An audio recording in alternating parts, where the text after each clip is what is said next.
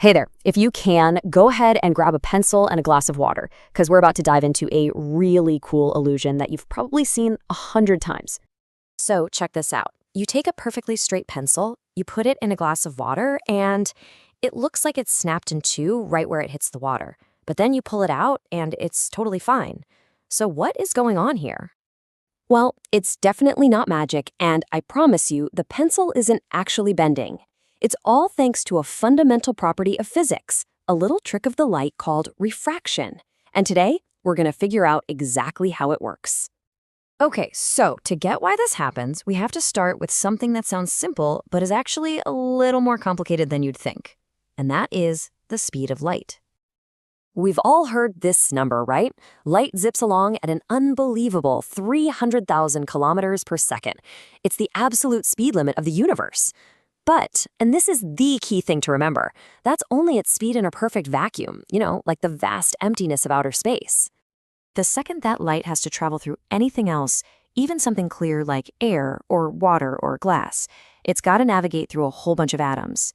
And that journey, well, it slows it down. And it makes sense, right? The denser the material, the more it slows the light down. This means a ray of light is moving faster through the air above the glass than it is through the water inside the glass. And that one simple fact, that change in speed, is the key to this entire puzzle. So, how does a change in speed actually cause a change in direction?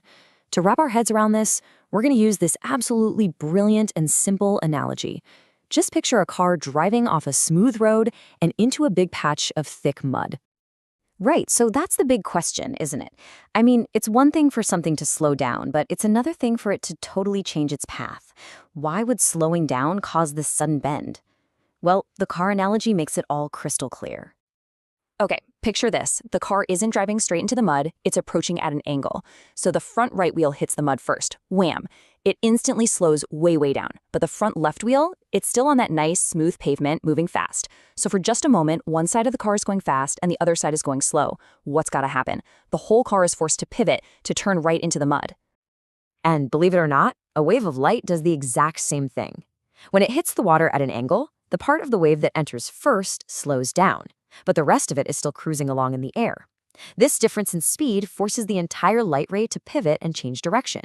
And that bending, that pivot caused by a change in speed, that is refraction. All right, we've got the core concept. We understand the car in the mud. Now we can take that knowledge and finally, solve the mystery of our broken pencil. So let's put an official name to it. Refraction is just the bending of light as it passes from one transparent material, or medium, into another. From air to water, water to glass, air to a diamond.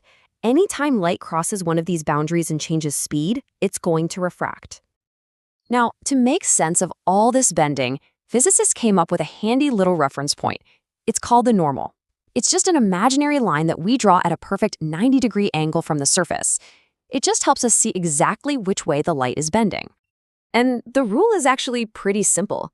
When light enters a denser material, like going from air into water, it slows down and bends towards that imaginary line. But when it leaves the water and goes back into the air, it speeds up, and so it bends away from that line. Okay, here it is, the big payoff. The light that's bouncing off the part of the pencil that's underwater has to travel from the dense water into the less dense air before it gets to your eye. According to our rule, it speeds up and bends away from the normal. But here's the thing, your brain has no idea about refraction.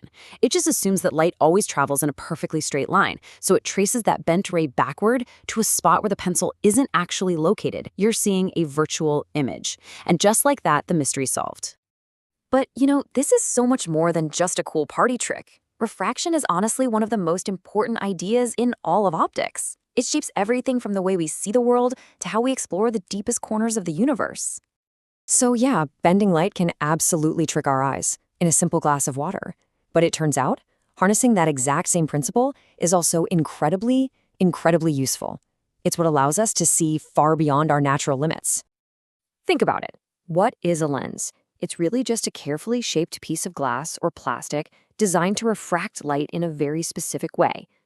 By curving the surface, we can control how the light bends, forcing all those parallel rays to meet at a single focal point. This is the magic behind cameras, telescopes, microscopes, and the very eyeglasses that might be helping you watch this right now. But maybe the most stunning, most beautiful demonstration of refraction is what happens when you pass simple white light through a triangular piece of glass, a prism. So it turns out, not all colors of light slow down by the same amount when they enter glass. Blue light slows down a little bit more than red light does. And because it slows down more, it bends more. This tiny difference in bending angle is enough to spread the white light out into its full, beautiful spectrum of colors. This effect has a name. It's called dispersion, and it's exactly how rainbows are made. So, there we have it. The next time you see straw looking all bent and weird in your drink, you can smile, because you'll know it's not a trick. It's just light changing speed. It's just that car hitting a patch of mud. And that's really the big idea here. Refraction isn't some weird illusion. It's a fundamental rule of our universe that dictates how light moves and behaves, a principle that we've learned to master, so we can see everything from the impossibly small to the breathtakingly large. It really makes you wonder, doesn't it? If something as simple as light-changing speed can create such a convincing illusion, what other incredible physics are out there, hiding in plain sight, just waiting for us to figure them out?